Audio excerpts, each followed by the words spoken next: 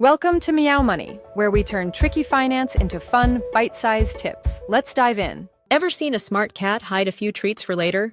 She's not greedy, she's strategic. She knows future her will want a snack too.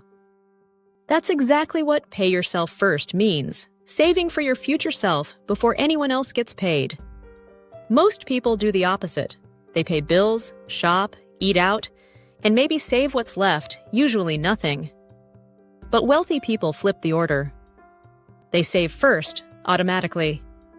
Even Warren Buffett said, "Don't save what is left after spending, spend what is left after saving." Let's try the 50-30-20 rule as your starter bowl. 50% needs rent, groceries, bills. 30% wants fun, hobbies, catnip-level treats. 20% savings and investing, your freedom fund, emergency stash, index funds, fire goal. But here's the real magic trick. Automate it.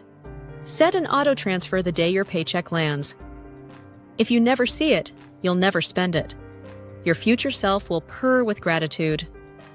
And if you're chasing fire, don't stop at 20%. Every extra percent you save shortens your freedom countdown. So here's your quick recap. Step 1.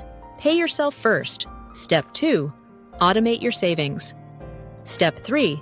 Raise your saving rate as your income grows. The more you save, the sooner you buy back your time. That's the real luxury. Freedom, not things. Next up, we'll see exactly how your savings rate changes the time to fire, and why a few extra percent can shave years off your working life. Until then, keep those savings purring quietly in the background.